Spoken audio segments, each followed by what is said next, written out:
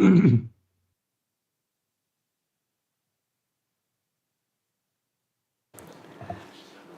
everyone, welcome to the new year and the January executive. Thank you all for making it out on the slightly chilly weather today. Ms Willis, any apologies for absence, please? Thank you, Chair. There are no apologies. Okay. Are we all okay with the minutes of the previous meeting? Agreed. Okay, I wasn't at the previous meeting because I was at my cousin's husband's funeral, so Morgan, if you would do the necessary, that would be appreciated. Declarations of interest? Any? Councillor Garrett, please. Thank you, Leader. Item 6, revenue grants. I'm a trustee of Surrey Heath Age Concern. Thank you. Councillor Claret. I'm also a trustee of Surrey Heath Age Concern. Okay. Any more? Councillor Cope.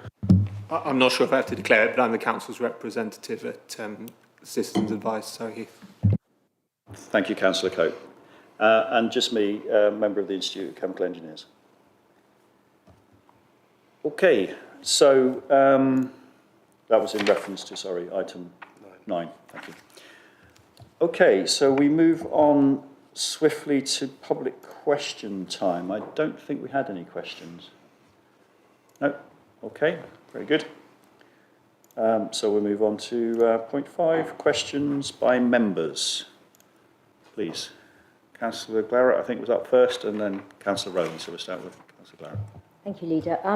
Could the members please have an update on the status of progress of the devolution and local government reform discussions that they've been having with district, etc.? Thank you. Thank you. Yeah, so I'll take that one myself. So we obviously had a debate in this chamber around the various issues. You might have noticed there was flurries of letters sent from various places to various people. Surrey sent their letter, I think, on the Wednesday into the Minister. I sent the letter, I think, probably the Thursday into the Minister as well. And then subsequent to that, we had a meeting of the Surrey leaders, including Surrey County Council, so districts and boroughs. It was a very constructive meeting. It looked at the terms of reference for how we might approach this exercise in anticipation of being selected for the fast track process, but equally if we're not selected for fast track process for devolution and local government reform, we'll be on the slow track and we still have to do work by the end of March. So maybe just to reorientate everybody, both fast track and slow track proposals are sought from the government by the end of March provisionally. If you're on the fast track, your final proposal has to be in by the end of May. And if you are on the slow track, it has to be in by the end of the autumn. So hence there's a flurry of activity now to try and get a provisional plan together for devolution and local government reform in time to meet those deadlines. So very constructive meeting. We agreed the terms of reference for that document, for how we'll work together. We've also agreed some protocols in terms of communications, so it's very important for the staff and obviously of all the councils and for the residents as well, that they get updates as to how things are proceeding. They should hear it from their elected representatives or obviously the line managers as soon as possible. So there'll be, out of each weekly meeting, there will be key talking points emerging. Those will then be very factual ones. Those will then be shared through the comms channels of the different councils. Obviously, myself as leader and the chief executive can obviously push their own top and tail messages out to staff and to residents respectively. Obviously, as we get more into the process and we have more, should we say, in-depth discussions, then clearly there'll be more to report. At the moment, it's just that we met, it was a constructive meeting, we've got a terms of reference, we've got a comms protocol, and we meet again this week. Councillor Ashbury is kindly subbing for me this week. Normally it'd be Councillor Rise, but he's covering for the staff funeral. But we'll make sure we keep everybody updated as the process continues. Thank you very much for the question.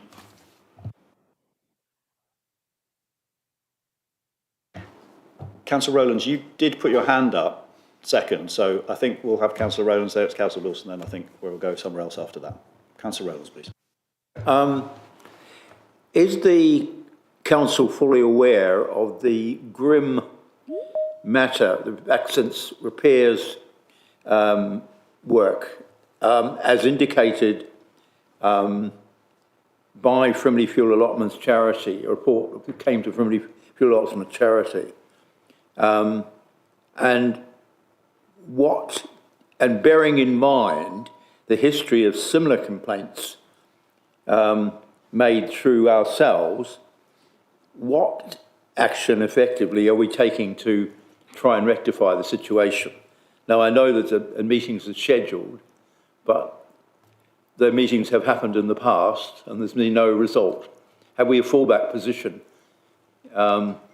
if the meetings produce no real progress?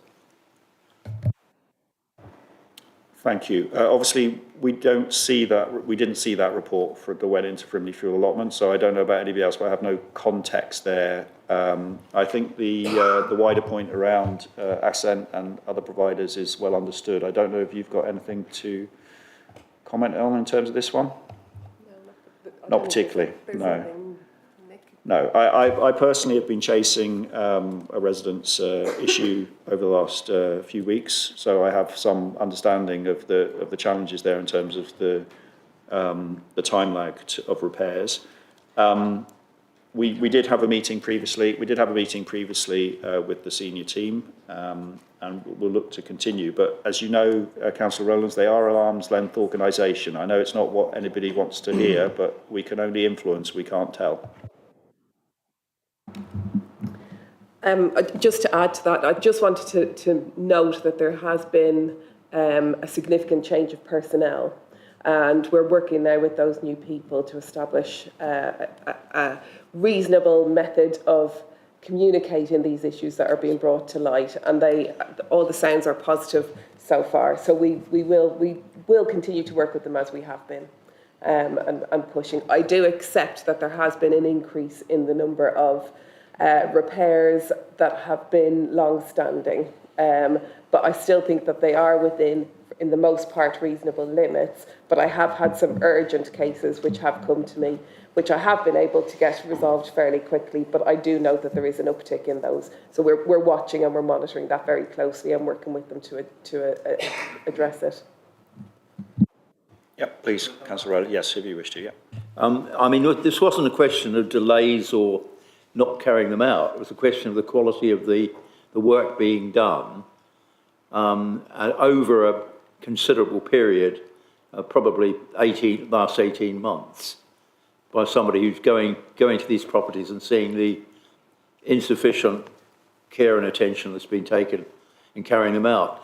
I know that it doesn't appear there's any way of taking it beyond Accent to another body, but is that the final thing? I mean, we've had these promises of a change of attitude and that in the past, and nothing's really happened.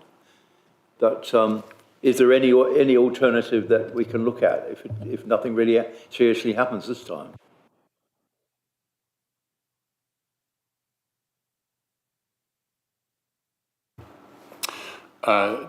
If I may, Leader, just to add in, Councillor Rowlands, I'd be very keen to see the report, even if it is just so that we can engage in dialogue with the officers at Accent to understand what they're going to do to address the concerns that may have been highlighted by Frimley Fuel Allotments. But in the absence of the actual document, I probably can't pass any more comment than that.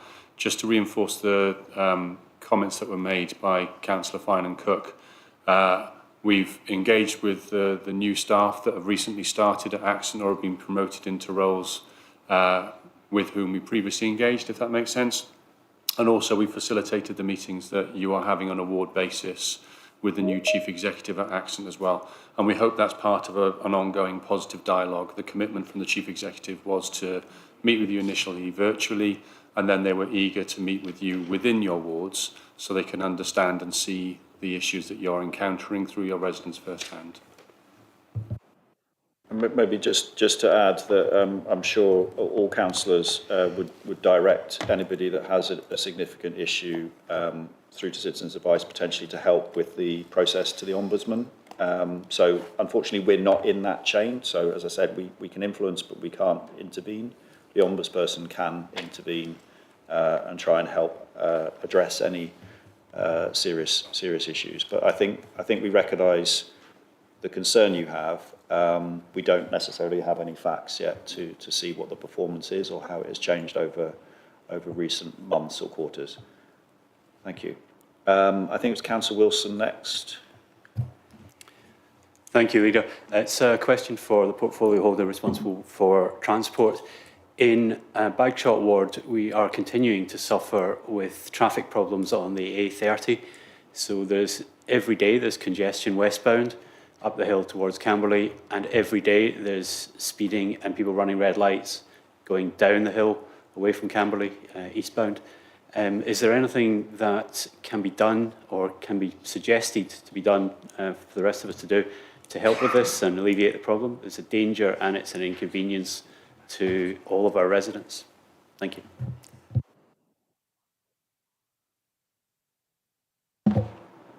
Thank you for the question, Councillor Wilson. Highways is always a difficult issue for us as a borough because it's not part of our responsibility. And similar to the last question, we can try to influence, and we are constantly trying to influence our colleagues at Surrey County Council to tackle some of these issues. And I'm happy to add this particular challenge to the long list of issues we have open for our next round of discussions with them. It may be something that you may, if it's illegal speeding, which is a criminal issue, it may be worth raising it with the borough commander as something that potentially they could look into as well. But I will add it to my list of things I wish to discuss with the highways people at Surrey County. Thank you, Councillor Wilson. Just really for everybody's information, the borough commander has moved. Gemma Taylor has moved on to. Ms. Taylor has moved on to Staines, I think, from memory. But that's the secondary issue. So we have a new interim, I think, borough commander, Ryan. We're desperately looking for the surname. Just to help inform all the members. Ryan Scott, there we are. So it's Ryan Scott is the interim borough commander at the moment, who's come across from Woking, I think. So obviously we'll look forward to working with him very closely over the months ahead as needed. Oh, sorry, Councillor Garrett, you've been very patient. Oh, I'm terribly sorry, Councillor Cope. If you're happy to give way to him, then let's go with that. Absolutely not. I'll take my question. As everyone will know, Camberley Post Office is closing on the 8th of February. It's got a significant impact on St Paul's residents. It's prompted a flurry of questions to me. I understand that there's a new postmaster, but the negotiations for a new premises are ongoing. Obviously, the council owns a number of properties, some of which are vacant in the town centre. Is there anything that we can proactively do to make an approach to the post office to see if we can restore post office services as quickly as possible? Thank you. I think Councillor Feening-Cook will want to respond to that one. Thanks for the question, Councillor Cope. We have engaged in conversations with the post office, so whenever we see an opportunity to help and to fill a vacant unit, we do have those conversations, and I believe they are ongoing with our team. Thank you, Councillor Cope. I think, listen, we all recognise the post office is an important part of the community, so thank you for raising. I know I've had some correspondence on it as well. So, yeah, very much hope that we can come to a resolution. They can come to a resolution with a new owner, and we can together find them a private premises to be active within the town. Thank you. It must be you this time, Councillor Garrett. Thank you, Leader. Just firstly, the new borough commander, I wasn't aware of that. Was that I don't remember seeing it in the members' briefing. Is that somewhere, has that happened somewhere else? Because it wasn't something I was aware of. So if an email hasn't come out, can we make sure that it does, just so all councillors are aware of it? Thank you. That wasn't my question. And actually, I wasn't going to ask a question today. It's referenced accent. Firstly, I know there was an email asking for my availability. I haven't yet had a confirmation of a date of a meeting with the new chief exec at Accent, so I would like to follow up on that. I'm sure Councillor Finan-Cook would know that she's had an increase in emails from me recently, and it's just not normal repairs. Okay, I mean, the one that happened today, which is a legal thing, the inquiries I'm getting are increasingly bad. I've got a resident that is not prepared to follow up with the Ombudsman because they don't think there's any point, because Accent lie, that's what she said, I'm not saying that, and they constantly lie, and they're frustrated, and they're not prepared to follow on with the Ombudsman. And I'm pushing her to follow up with the Ombudsman because I think the only way that they're ever going to get anything done is with the following the complaints procedure. But these residents, I know for a fact, are so fed up with the service they get from Accent that they're not happy. They don't want to follow up the Ombudsman. So I agree, I understand, because I've been in your position, there is very little we can do, apart from write to the regulator, which is within our power, I believe, to do, because whilst I agree that things look a little bit better, and I know they've got new members of staff, I've been in a situation with the chief exec where we saw a new member of staff who said they were going to do all this stuff and never did it. So I am frustrated, and I'm sure your inbox must be getting fed up with the emails that I'm sending. So I would like to try and push that point, and I know I'm going to have a meeting with the chief exec, and I look forward to having that meeting with him. Thank you. Thank you, Councillor Garrett. The points you make are valid in the main. I think what I would say is where we started when I came on board in 2023 to where we are now, we are in a better position. We definitely are. So we've seen great improvement, and I accept, as I said earlier, that there's been a bit of a slump in that. I would encourage you to maybe go back to your invite again, because I have had a confirmation from my meeting. So it might be worth just pinging it over an email, and I'm sure that they'll confirm really quickly, because they did for me. I'll speak to you offline. Yeah, okay, that's fine. Cool. Okay, thank you.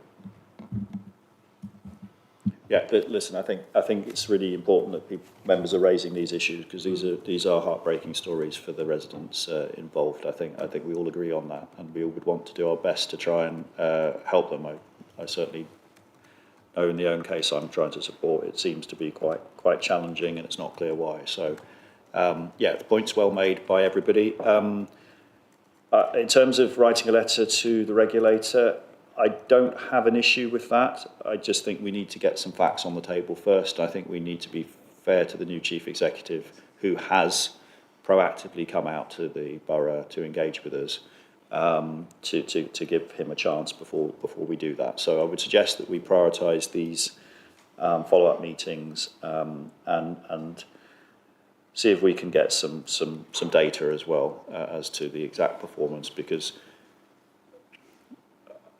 all of these cases are really important, but we also need to look at the big picture as well to see what the absolute performance is. Just for your information, it apparently was in the members' briefing on the 16th of January. So, yeah, I think it was came out before Christmas for those of us in the know, and officially the 16th of January. So, and we wish Ms Taylor the really best of luck up in Staines. She's a big loss to us. I've said the same thing to her in private. We really appreciated what she did for the borough, and yeah, wish her the best of luck with the new challenges ahead. You two, who was next? Go on, be nice to each other. Councillor Claret, please. It's a very quick question. I've noticed that the BHF furniture place is closing soon, and I wondered, is that a sign that work is going to start on the London Road improvements or using the grant from the government? As you know, Councillor Glowett, we have to clear those blocks anyway, so they're not really fit for purpose, but we are entering into an arrangement with BHF to house them somewhere more appropriate, and we very much hope to see something happening on the London Road block very soon. Thank you. Must be Councillor Wilson again, please. Thank you, Leader.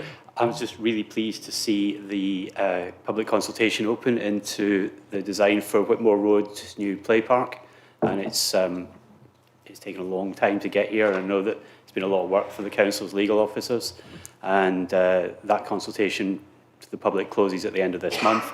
And I noticed later on in the agenda for this meeting, it mentions £70,000 coming from the county council to help fund that. So I think that's excellent news. But I guess this is probably for the portfolio holder. Could I get an update on the legal process? Is it actually complete? And is there any obstacle in the way? Thank you.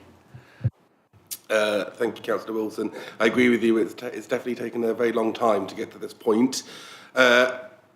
I can confirm that the lease has been sealed by Surrey Heath Borough Council today, and Surrey County Council have signed the lease, and the completed transfer of funds is hopeful for the end of the week, or probably early next week. So, as the consultation on this playground comes to an end at the end of January, the order will then be placed in early February, at which point the installation date will be confirmed. It's the usual period of time is around 3 months. So it's likely that if all goes to plan, that the install date will be in May, which is when, once that's completed, it will be opened late May, potentially early June, depending on the installation date. But yes, the legal agreement has now been finalised. Yeah, great news, and thank you to all involved in playing a part to make that happen. The children of Lightwater will be able to come across the new bridge and use the new park. Any more? Councillor Rowlands, please. Yeah, related to that, I understand that the changes related to the redevelopment of London Road, British Heart Foundation shop will possibly go. And I would just commend they provide an invaluable service in the community. Does that mean that they're going to discontinue their service to the community, we're losing their premises in this way? Councillor Rowlands, as I answered Councillor Glowett's question, we are working with them to secure a lease on another unit so they can remain in our square. Thank you. And I think the ARC as well and the other impacted businesses, is that correct? No, okay, all right. But yeah, we get your point. They do provide a valuable service of recycling furniture in particular, isn't it? So yeah, very good. Nobody on the screens. Okay, very good. So we're rejigging things slightly just to keep you all on your toes. We'll go with item 6 first, then we're going to do item 10, which is the financial ones. We'll talk briefly as to why later, but we'll be likely to defer item 7, and then we'll proceed with the rest of the agenda from there. So, if you managed to follow all that, well done. But we proceed with item 6, which is the revenue grants. Thank you, Leader. Revenue grants. Recent reports have identified that the financial sustainability of the council is at risk, and councillors and officers must work together to identify savings to the base budget. We have a duty to residents to examine all spend and identify and reduce or remove those that do not have a wide impact on our residents.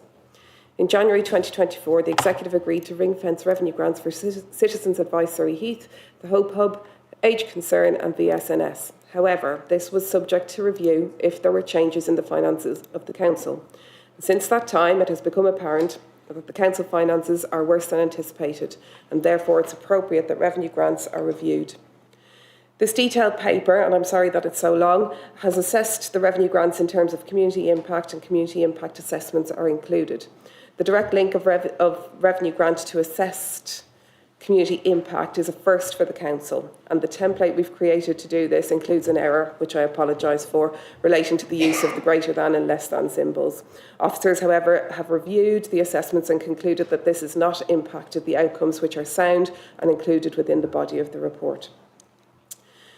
Due to the urgent need to provide in-year savings in order to become more sustainable, it's proposed that whilst the ring fencing for citizens' advice and the Hope Hub remain, there is an expectation that officers work with these organisations to help them towards a more sustainable model that is no longer reliant on council grants.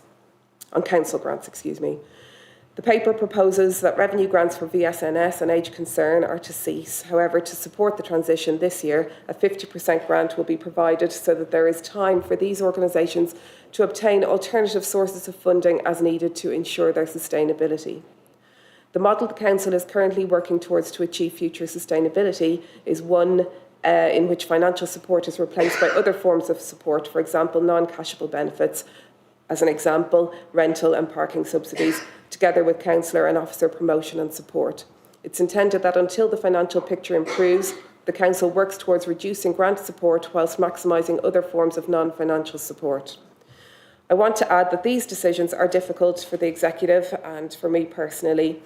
These are organisations that greatly benefit the residents of Surrey Heath, and the projects they run and the services they provide help some of the most vulnerable in our community. The need to make our financial sustainability the key priority of this Executive is something driving our decision making, and the need to identify ways to do this is essential whilst assessing the impact the grants have on the residents. I understand the impact these decisions will have on the organisations we support, but I'm hopeful we can continue to support them by promoting them and providing officer support wherever possible. I would ask that the Executive consider the recommendations as outlined in the paper, and I'm happy to answer any questions. Thank you. Thank you. Any questions from anyone? Councillor Garrett, please. Thank you. I'm glad that we are in the position we seem to find ourselves in. At least we were able to fund in the most of the organisations, because I know that was a concern that we may not find ourselves in that position. My question relates specifically to the Rainbow Cafe, but I think it applies to other organisations. And you did allude to it, and I know we probably haven't made a decision on it yet, but there is concern reference to the subsidised parking, because I know for a fact there's at least one employee there that it would be the difference between her working and not working for the charity, because the parking would mean that it would be too expensive for her to do. So I know that it's something that Ms French has been looking at, and I don't know if that's something that we're in a position to be able to discuss now, but I know it is a concern, so I'm just basically getting some feedback if possible. Thank you, Councillor Garrett. Yeah, I appreciate that the parking is critical for some of our volunteers who are working it so hard in the organisations that we support. It's currently under review, and the hope is that we will be able to maintain it, but we are reviewing it along with everything else. Do you have any timescales on? Will it be done by the new municipal year, for instance? Is that the sort of time? I would imagine it would. Okay, thank you.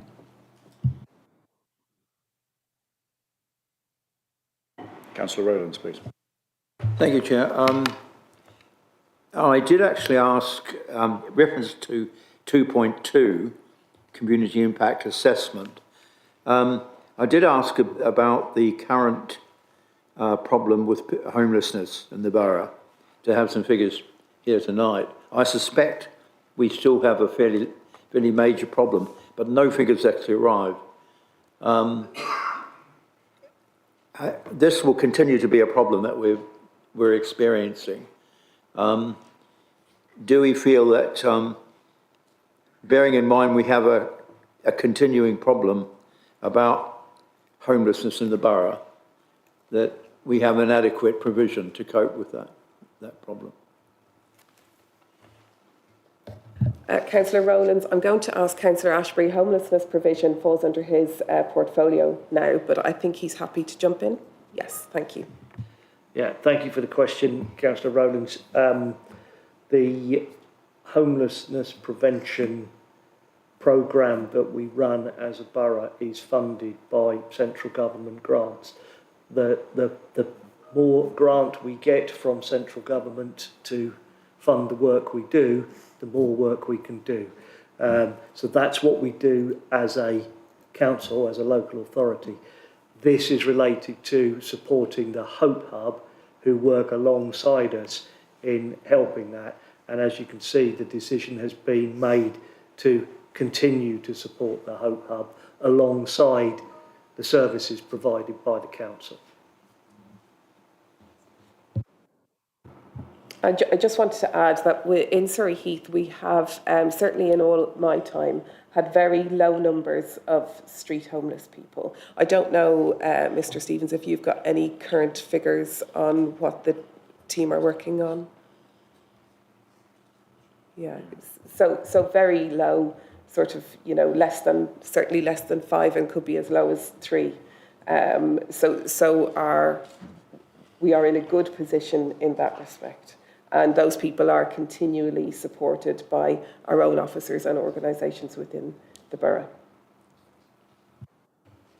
Yeah, Mr. Stevens is indicating that we think it's around 5 is typically the number of homeless in the borough. And obviously at times of particular temperature challenges, they get specific support. But I think we all acknowledge the great work that the Hope Hub does and others do. I think your question is very fair and very valid, because I think we all agree, officers, members alike, one person is too many on the streets, especially in challenging weather.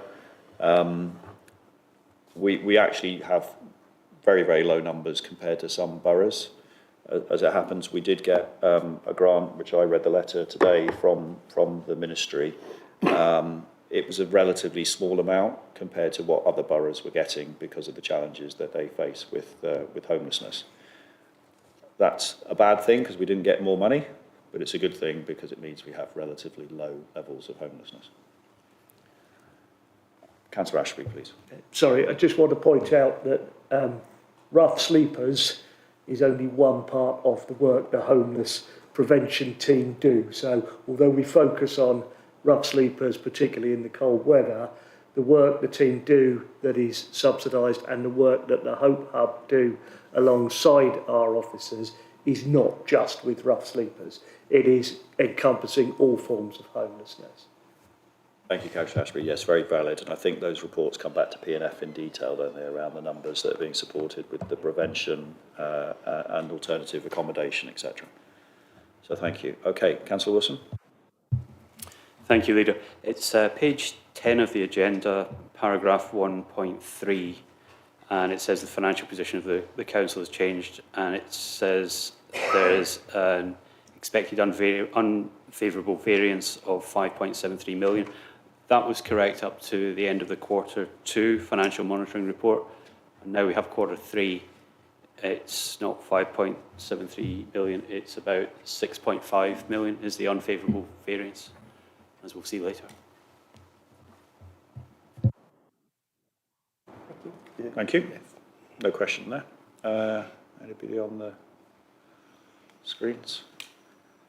Okay, I mean, I think, I'm not sure whether everybody's caught up with it yet, but I see the P&F papers have been published, which indicate we have a couple of years of runway, but not much more. So we will need to be working quite strongly with these organisations to make them self-sustainable, because our ability to do that is declining very fast. But we're obviously pleased to be able to, subject to my colleagues in a moment, be able to support it through the year ahead. So without further ado, are we happy to resolve as per the recommendation? Agreed. Okay, thank you. I think actually it probably does make it a little bit cleaner if I deal with item 7 first, because it is a deferral. So there are the Community Fund grant scheme. There are some contextual bits of information that still need considering offline by the officers and the organisation involved that's put forward a request for a grant. So they relate to historic and potentially future matters. So rather than make a judgment on that paper today and that proposal, We'll let the officers and that organisation work through the detail, and we will make it accessible to come back to the executive as soon as that is done, and Ms Keeping will keep me and others honest to that. So as soon as it's ready, we'll bring it back for consideration, but for today I'm going to propose that we defer it. Are we agreed that we defer it? Agreed. Thank you. So we move on to, anybody that's finished their piece is allowed to go with our thanks. So we move on to item 10, if that's okay, which is the Financial Monitoring Report 2024-25, quarter 3. Mr Wilson's already given us one of the headlines, so stolen somebody's thunder there. But I think it's over to Councillor McIntyre. Thank you, Chair.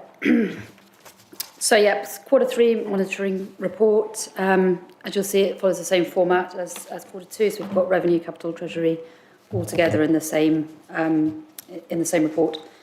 There's nothing particularly different in terms of compared, other than the point that Councillor Wilson just raised, in terms of the position for the year-end forecast. It follows the same, or the reporting is following the same trajectory as previous years in terms of the forecasted outturn for the end of the year. Table 1 or the table that's at paragraph 1.7 shows the breakdown of the revenue budget. So there's quite a lot of detail in there. Just for clarity, red equals good, black equals not so good. Shows an overspend in direct costs of just under 900,000 and just over 4 million in indirect costs, which is down to the interest expense. And funding is down by about 1.6 million, which means that the forecasted transfer from reserves at year end will be around 9 million. The capital programme, again, it's aligned to the reporting that we did at Q2. There's a significant variance in terms of an underspend, so that we had a budget of just under 17 million at the beginning of the year, and the outturn is estimated to be around about 7.6 million. Reserves, year-end forecast, end position will be just over 21 million, with about 600,000 in the general fund. And there is a number of mitigating factors I can't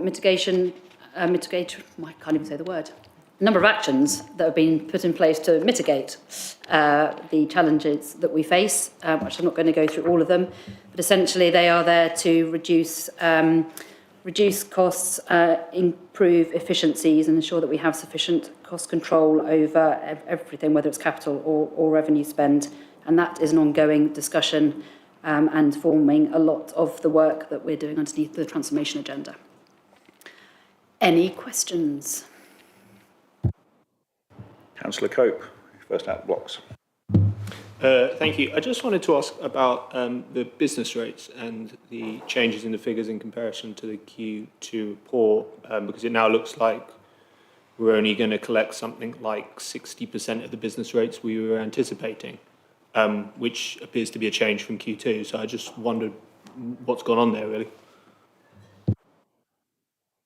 Yeah, thank you, Councillor Cope. So it is down, but it's not in terms of collection. It when LG Futures forecast our business rates, our council contribution that we get, we had they included grants. So basically, the number that was in the budget was overinflated. So it is the therefore we're getting less funding. So it looks like we're receiving less. We're not. The original number that was calculated against is incorrect. I'll ask a follow-up on that. So when we're talking about using 1.3 million from an equalisation fund effectively, that's not actually 1.3 million that's coming out of our pocket because we haven't got the same amount of money coming in. It's not coming out of our pocket because we don't have the same amount coming in. It's the balancing figure that we should have had in the first place coming out of the business rate equalisation reserve. I think Councillor Wilson was next. Yeah, I was going to start with that question actually as well, but I think it's I think it says we're now going to get to retain 4.6% of business rates, and we were assuming it was 8.3% previously, and the difference is coming out of the reserve, which, as we know, maybe public might not know, but all the reserve has been internally borrowed, so it's been spent already, and this is an increase in borrowing. What does the business rate equalisation reserve stand at the moment? How much is it valued at? Thank you.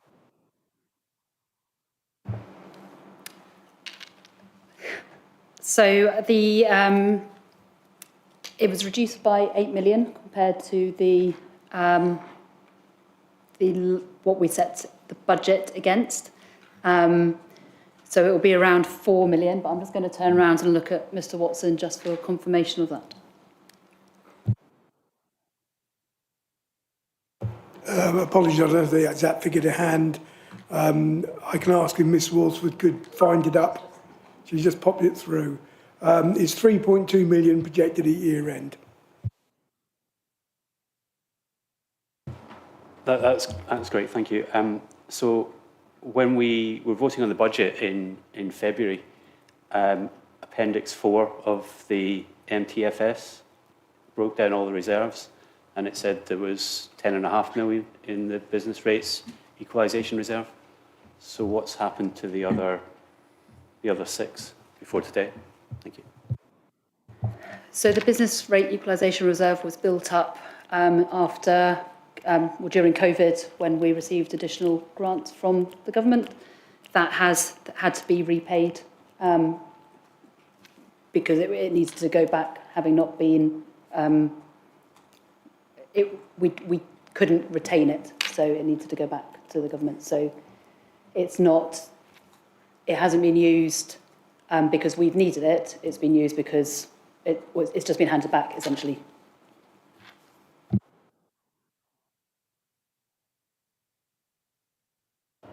Any other questions? Councillor Mulvaggan, you were next, and Councillor Wilson.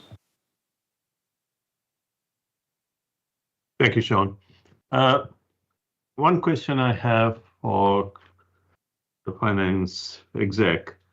Am I right in assuming that we are actually we're going to overspend 9.3 million? And I believe that our revenue reserves are about, I'm just looking, I just saw it actually. Sorry, give me a minute. I'll just get, the revenue reserves are about 36.2 million carry forward from last year. So effectively, we are going to carry forward about 25 million. Am I right in with my short calculation here? At the year end. So, yeah, we're forecasting reserves at the year end to be 21 million. How is that possible? Because you got 36 million brought forward and your losses for the year are 9.3. It's 6.3 million and your losses are 9.3. That's about 25, I think. And it doesn't matter. I mean, it's 2 million out of 25 over. So we are not going to be bust, as the leader said, about in 2.5 years, 1.5 years, 1.5 come and gone. We are still alive, and we'll be going for another, possibly at this burn rate for another 2 years. Am I right in saying that? So the MTFS that we are looking at, and the budget process for this year, does mean that we run out of reserves in the next 2 years. Yes, that's exactly what I said. So we couldn't have gone bust into 1.5 years, as Sean said in his press statement. I just want clarification because we are still here after 1.5 years. Anyway, having said that, I don't want you to answer. I just have a point because... Sorry, can I please answer? Sorry, Councillor, it's the question, not a speech. So it doesn't a question. Okay, we are here, aren't we? I think what we'll do is we'll just pause here for a second, because I don't think we got clarification on the first point, which was the maths. So there was an issue there of the opening balance and the closing balance and the delta. Is that something the officers could just clarify? Because I don't think we should have a 2 million gap in our numbers. We'll deal with that one first, councillor, and then we'll come back.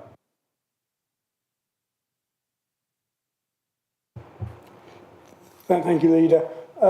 Yes, if you look at paragraph 1.33 on page 121 of the report, it gives the opening balance of 30.6 million, 9.2 being used in year, giving us 21.4, which is the figure I believe the portfolio holder presented. The difference between what would obviously been in the budgeted appendix and the opening balance we're working on now is because of the outturn last year, we had a greater drawdown of reserves than anticipated as well, giving that opening balance of 30.6 million. I must confess, you lost me as to which page you're on, Mr. Watson. I'll clarify that later. If you say that it is, that it is. So if it's not 25, it's about 23, you are saying, yeah? Yeah, so we've got 21, the forecast is 21 at the end of the year. So at a burn rate of about 10 a year, we've got 2 years. 2 years, 2 years more. So Councillor Wilson, I think you were next, please.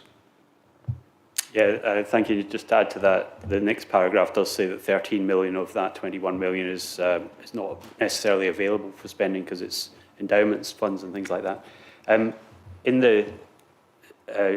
Just to carry on the subject for how long the runway is left, in the draft accounts, unaudited accounts for 23-24, it also deals with the unusable reserves, which are long-term liabilities.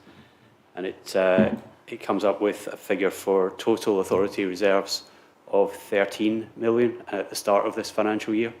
Is that a worry, given that we're expecting to use up 9.3 million of the usable reserves, and there have been significant revaluations of the unusable reserves recently too? Thank you. So I'm going to pass over to Mr Watson in a minute just to make sure that you get a technically correct answer.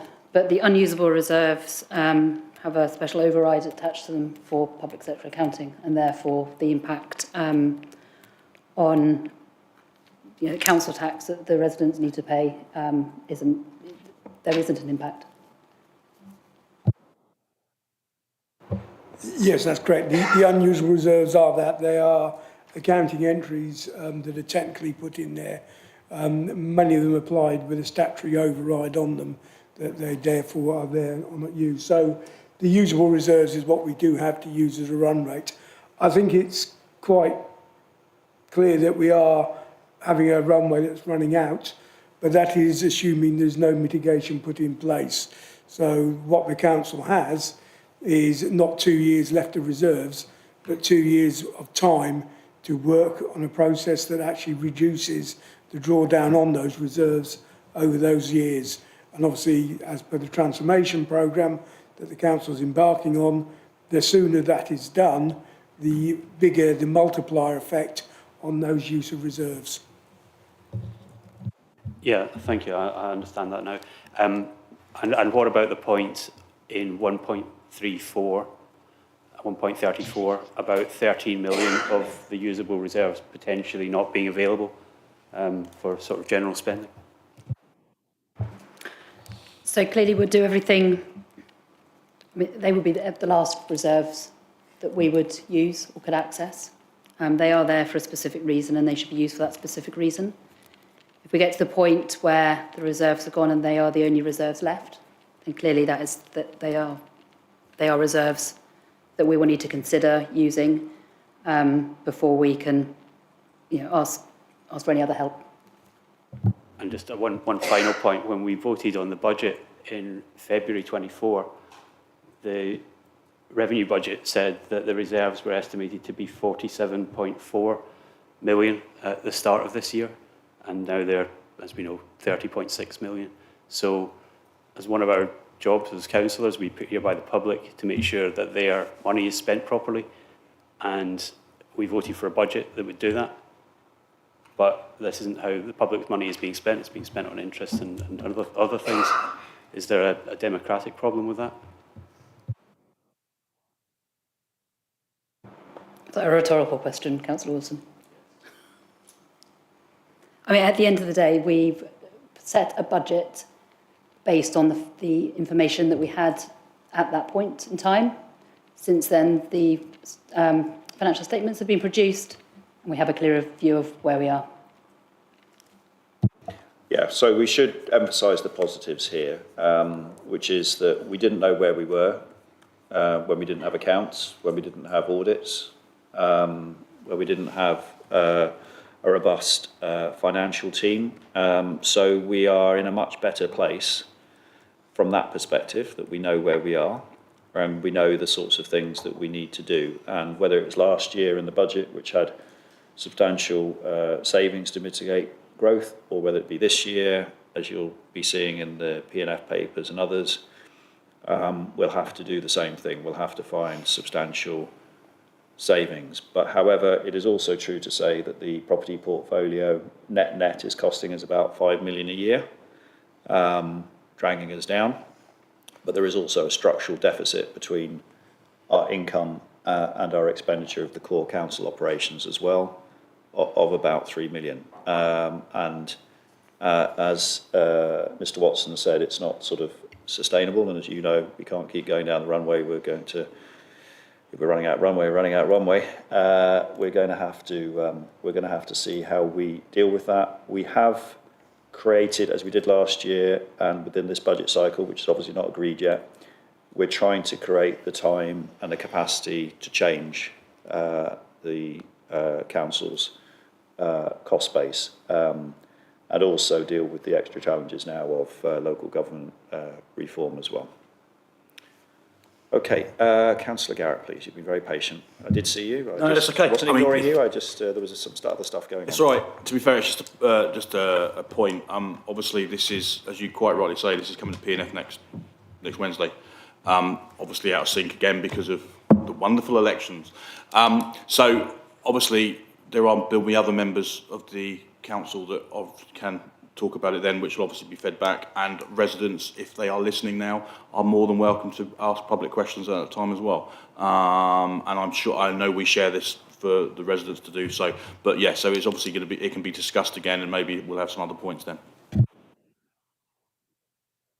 And I've had one ask of the chair of P&F. It's if you could find some extra savings and extra opportunities for us, or extra revenue income, revenue generating opportunities, then we would be more than happy to receive that when it comes back to executive. Councillor Cope. Just a quick one. If it's correct that we have 2 years of runway left, would it not be hugely beneficial to people in Surrey Heath for us to become a unitary as quickly as possible within a 2-year period, perhaps? Councillor Cope. Until anyone sees a business case with how the structure is going to be set up, how the debt's going to be dealt with, how the shared services may or may not be used, that's an impossible question to answer. And maybe just to chip in there that much more informed people than me have said that this is not an evidence-based exercise that's being done by the government at the moment. There is no, you don't normally base something on a 2020 report by a consultancy done for a part of the LGA. So it's not evidence-based. There has also been no post-investment reviews of the unitaries that have been done, so nobody really knows whether they were or weren't successful. So from many different perspectives, we're going a little bit into the wilderness here.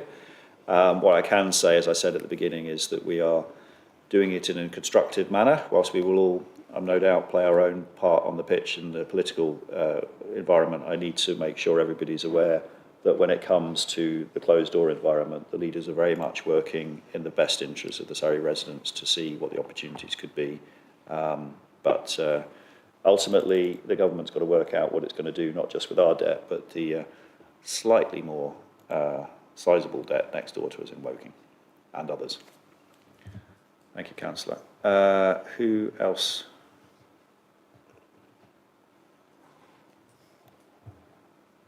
Okay. Sorry, can I bring in something else, please? Oh, sorry, Councillor, I didn't see your hand raised. No, Please, no, it is a late reaction. Sorry, Sean. On the car parking, I mean, are we still not making the right amount of money? That's a question for Leanne. Councillor McIntyre. I'm sorry, I'm not sure I heard the question clearly. Could you just Sorry. repeat it? On car parking income, am I right in assuming that we are still not making budget? I think that's what the report says. Yeah. I So think it's- Councillor Ashbury, you gave an update not that long ago, didn't you, around some of this and how it was linked to the national trend, footfall trends? Yeah, just the budget assumed that car parking numbers would be flat to last year, particularly in the two large multi-stories in Camberley. That has not been the case. The footfall trends in Camberley Town Centre mirror those of the BRC data for town centres and are down. So whilst our other car parks, the usage is constant and mirrors last year, and therefore the revenue is up. On the large multi-stories, the usage is down, and therefore the revenue is behind our budgeted numbers. Thank you, Councillor Ashbury. I think it's one of those other trends that I think happened post-COVID is a lot of people actually ended up shopping more local for various things as well. So yeah, it's in some ways it's benefited the smaller villages, but it hasn't helped the town centre, the overall trends for online shopping, etc. But we'll keep monitoring it and we'll keep seeing what we can do. And I know Councillor Phoenix-Cook's worked very hard with the economic development team to see how we can stimulate more activity within the town centre, which I think is the basis of your point. Okay. Okay. If there's no other questions, are we happy to resolve as stated in the recommendation? Agreed. Agreed. Okay, we move on to CCTV, Public Realm CCTV, review of provision, and I've no clue who's doing this one. It must be you, Councillor Ashby, I think. Yeah. Thank you. Thank you. CCTV provision. There are currently 30 CCTV cameras in Camberley Town Centre and Old Dean that are monitored by a control room at Woking Borough Council. Since the introduction of these cameras, there has been an increase in the number of other cameras in Camberley Town Centre put in by, for example, the Atrium, and working together across Camberley. There is access to the images that they are providing as well. The monitoring of the cameras currently is not round the clock, and outside of the monitored times the cameras are set to record. Following discussions with our current provider, it is not possible to extend the hours of monitoring or to reduce the cost that we currently incur. The other issue with the current provision is should the police wish to access CCTV images, they can only do so in person in Woking, so they have to physically go to Woking to get access to it. This proposal would see the move of the monitoring of CCTV to a control room at Runnymede Borough Council. It will reduce the number of cameras which are essentially redundant or which do not show any issues with antisocial behaviour, and allow the introduction of 24/7 monitoring for a number of the cameras that have been identified as potential antisocial behaviour hotspots. There will also be a local terminal available to the police to access images without the need to travel to Woking. And the icing on the cake for this improved service is the cost of the revised monitoring proposal represents a cost saving versus our current supplier. And as I stated, the level of service we are expecting to be improved. So are there any questions on that? Councillor Cope, please. Thank you. At the start of this report, it refers obviously to the nightclub in Camberley, and a lot of the strategy shaped around that. I've heard that Trilogy hasn't been open recently. Is it coming back? And if not, does that impact on this proposal? I'm not aware of the business plans of the current owners of the nightclub, so I can't answer that off the top of my head. But in essence, the hotspots are linked to the nightclub. If the nightclub did cease to exist, we would still need some CCTV provision there. So I don't think it would alter the location of the camera. It potentially could change the times that we want to monitor, have physical monitoring of the cameras, but I don't think it would change significantly the provision that we're looking at here.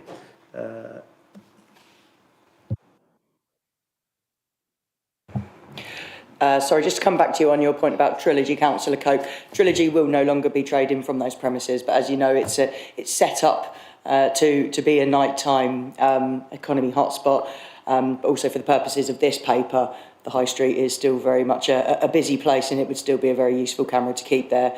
Hopefully somebody else will be trading there very soon. Okay, any other question? Is that yourself, Councillor Garrett? Yeah. Thank you, Leader. I've got a couple of questions. Actually, one of mine was on the nightclub, so this is one less.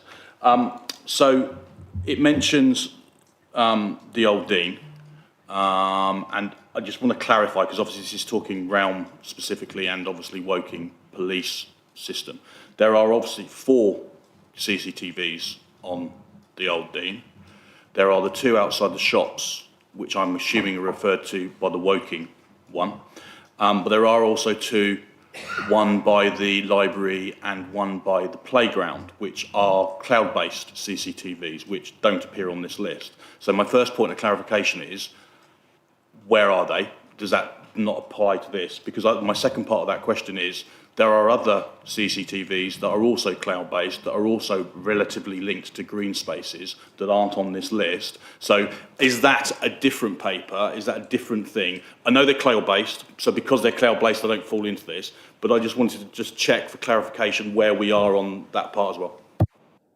I will defer to the experts on that in a moment, but as it says in the paper, there are other CCTV provisions across the borough, for example, in the car parks and so on, which are not covered by this paper. They're covered separately.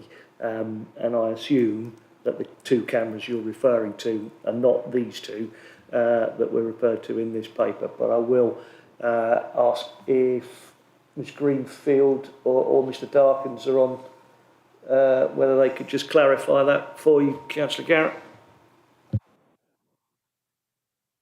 Thank you, Councillor Ashbury. Yes, you're correct with that. That isn't part of the public realm work and is included in the other CCTV work that is currently ongoing with green space, car parks, and the alley in the town centre. Ms Greenfield, just a quick question there, because I learnt something new tonight. How many of these other cameras roughly do we have that aren't accounted for in this paper?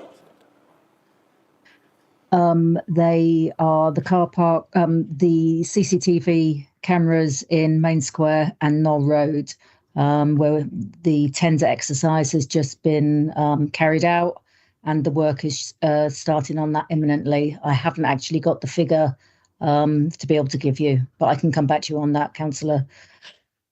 Yeah, no problem. And but somebody mentioned some green spaces ones then. So is that in the green space car parks? Okay, I'm with you now. Thank you, Councillor. Thank you, Councillor Rice. Okay, so we'll look at that when it comes back, because I think the town centre ones are coming at some point, aren't they? They are indeed. Yeah. Would that include these other ones that we're talking about, or would that be something? It encompasses the whole lot. Okay, very good. Okay, so we'll look at that when it comes. But Councillor Garrett, please. So does that also include the theatre? Because I know there's ones at the theatre and there's watch-its as well. Sorry, insider knowledge. It used to be my portfolio. So thank you. It's all right, no problem. It was one of those gifts that kept on giving. They kept finding CCTV cameras. So you mentioned. I think you mentioned an alleyway. Now, I've been mentioned by a resident, and I know of something happened recently. I think it was Sparville, I could be wrong, where there wasn't any cameras, and there was an incident, And I know we've been speaking to the police. Have we now got cameras in all the places where the police believe we should have them? Because there was an incident. I don't think there was a CCTV camera, and it was I believe it was an issue between children and bullying, but there was no camera, I think. So I just wanted to make sure that we've crossed that off, and we are looking at all the places where we should have cameras. We don't have cameras absolutely everywhere in the town centre.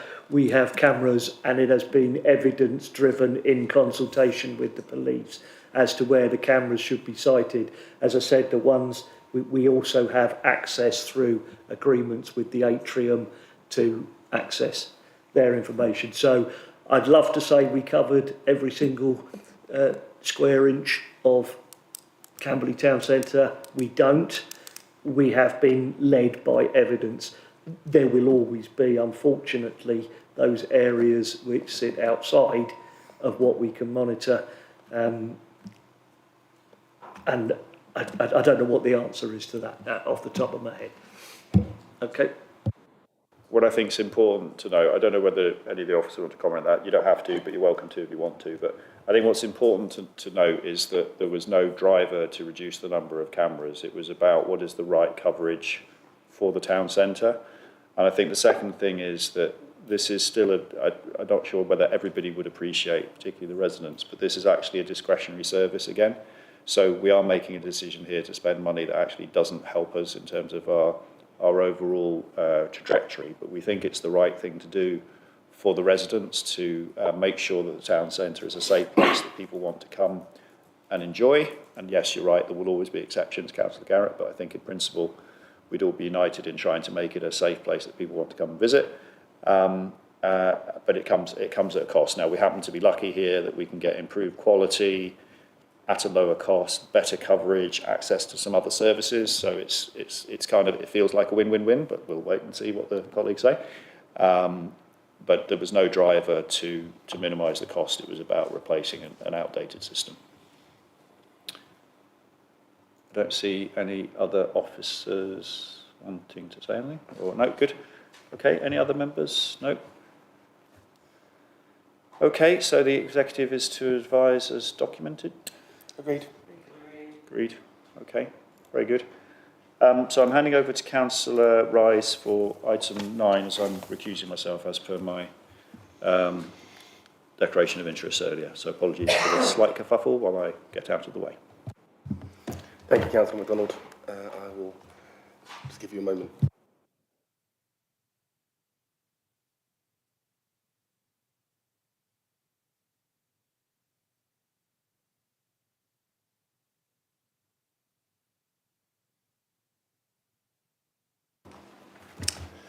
Thank you. We move to item number 9, the final item on the agenda, which is the amendment of the climate change net zero targets, which is my paper. So the intention of this paper is to further define the council's targets when it comes to monitoring the arrangement for scope 1, 2, 3 emissions for CO2. This paper has gone through the working group as well as performance and finance, so it has kind of been through the ringer, which is very good, but I will just give a brief update. So most of the council's work to reduce emissions has been focused on our scope 1 and 2 emissions, which mostly comes from the electricity and gas use in our buildings and the fuel for our fleet. These are emissions that the council has the ability to influence. However, less has been said about our scope 3 emissions, which account for 98% of all councils' emissions, which are in scope 3. These are outside of the direct control of the council and are not produced by the organisation or the assets that it controls. There are many categories of scope 3 emissions, as shown within the report. However, there are 3 main sources which account for 97% of all scope 1 to 3 emissions. These are procurement, investments and leased assets. Across these emission sources, there is a relatively small amount of emissions that the council can target to reduce. Perhaps the best opportunity is around our waste procurement, which, as members know, the current contract ends in 2027, and the new contract will be operational from then. The current waste fleet produces around 700, I always get this, but a lot of carbon 2 emissions per annum, and so I always never know what a small T means. I think it's, but it's fine, I'll move on, per annum. And so pushing for clear timelines to decarbonise these assets can produce large emissions and large emissions reductions and cost savings. So there is an opportunity in the future. The primary focus of the recommendation this evening is to amend the target that was set by this council in 2019 by the motion declaring a climate emergency of becoming net zero by 2030.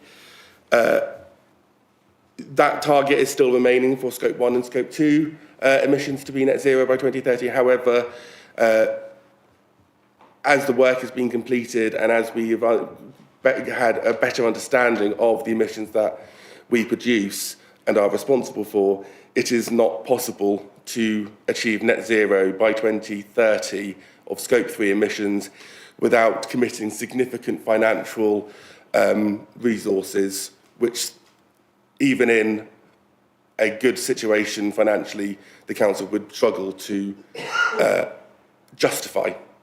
For example, if we were to retain the 2030 target for Scope 3 emissions and we were not able to be fully net zero by 2030, we would be required to purchase certificates, essentially carbon offsetting. So we would still continue to be reducing those Scope 3 emissions, but we would just be paying for the privilege. In my opinion, that's irresponsible. So there is now the recommendation that I'm bringing forward to Executive to amend the target for Scope 3 to 2040. That is still an ambitious target. It will require significant work of the Council to drive forward reductions in Scope 3 by working through our partnerships. And as I said, the largest one would be the opportunity in the waste service renegotiation. So that is the option that we have, and I will now open up to any questions. Councillor Garrett. Tongue-in-cheek warning. Maybe we should sign an official presidential order that says it doesn't exist and we haven't got a problem and everybody can move on. Obviously, as you said, this comes to PNF, and we had quite a long discussion, and it was actually a well-written paper, and it was well received. I think it's realistic to say, although the target was set high, we're never going to get to that target. As you say, reference the Scope 3, isn't it? Scope 3. I think it was obvious that one of the biggest issues is the waste. The vehicles, the collection of the waste, the disposing of the waste, it all comes down to waste, doesn't it? So I have no problem with your suggestion. I think at the time at the PNF, though, there wasn't there a suggestion of changing the dates of reviewing it? I can't remember. I seem to remember there was a date suggested. It might have been Councillor Malpagadam, actually, that suggested in that meeting about a reviewing date to come back to it to say, OK, are we actually going to get to that date? I vaguely remember that, but I could be wrong. Maybe Eddie could confirm on that. So yeah, I agree that it was ideas, but we're never going to get to that figure now. And I think, I'd say, it's mainly down to waste. I think with regards to the 2030 target, I think when the council passed the motion last term, what we didn't know at that time was we were in a position. Surrey Heath was one of the first authorities in the country to declare a climate emergency. It wasn't the first, but it was one of the early adopters of those motions. And what we didn't know at that time was monitoring, understanding the whole process. And over the period of the last council term, we undertook significant amounts of work, which has now informed the position that we're in. And out of that work was the Climate Change Action Plan, which was still being processed, was still being progressed. But it is just very clear that 2030 for Scope 3 would have just been too far. I think with regards to a review date, I'm happy to include that in moving forward. It would be difficult. I would probably say the Climate Change Action Plan is itself a review. That's continually monitored, not only by the portfolio holder through presenting to executive, but also through Performance and Finance Scrutiny Committee as well, which holds that to account as well. So there is regular reporting there. With regards to reviewing the date, I don't know. Who knows where we go in a couple of years. Find ourselves, sorry, no longer exists. So that's a very different situation that we're in. But I take the point. Councillor Mavagan, please. Thank you, Councillor Morgan. Councillor Rice, I made the mistake again. I did it for the last 4 years here. I'm still doing the same. Sorry, Councillor Rice. Well-written paper. Thank you for that. Very well appreciated. And I think I'm sure Councillor Garrett is right. I think I suggested that 2050 was a far-fetched idea. Even 2040, I think, is a bit of an issue. I would strongly suggest that you leave that, this is my suggestion, that you leave it open and consult with other councils around us to see where they land. Because if things go the way the Labour government is thinking, we will end up in unitary. At least we are in sync with one or the other councils in and around us to actually try and achieve the sensible date before 2050. That's my recommendation too. Thank you. Councillor Mavagan. I agree with your commentary that the 2040 is still an ambitious date. I think there is scope there. If we don't try to strive for something, it will be very easy to put things off. So that's kind of the reason why I have kind of recommended that, and I don't want to leave it open, for example. However, with regards to consultation across other authorities, there is regular consultation between officers. Our climate change manager, Mr. Cameron Dent, who, while you're thanking me for a very well-written report, I think the thanks should go to him. He's the one who wrote it, and he's very knowledgeable. He is in regular engagement across the Surrey boroughs and districts and with Surrey County Council. And actually, a lot of boroughs and districts are looking to Surrey Heath Borough Council for the work that we've done up to this point in how we are understanding monitoring and putting in action plans in place. So we're definitely leading from the front when it comes to Surrey's response. And there is regular engagement with the County Council, which is a major partner of ours in climate change as well. Any questions? Councillor Rowlands, please. Yeah, I'm just wondering about whether Amy are looking at the possibility. I don't think many of the fleet are actually electric at the moment, and I know that the fleet is having to be replaced regularly. Are we sort of saying that when they consider replacement, they give priority possibly to electric powered vehicles? No. So the current contract that we have with Amy doesn't provide that requirement. When this contract was established, it was for a 10-year period, which is beyond the normal 7-year period, which is normally the lifespan of vehicles. So I think in the new procurement process that we're going to be going through, that needs to be a key part of our service requirements of the understanding of how long is the lifespan of that vehicle, and putting in measures, the requirements for new vehicles.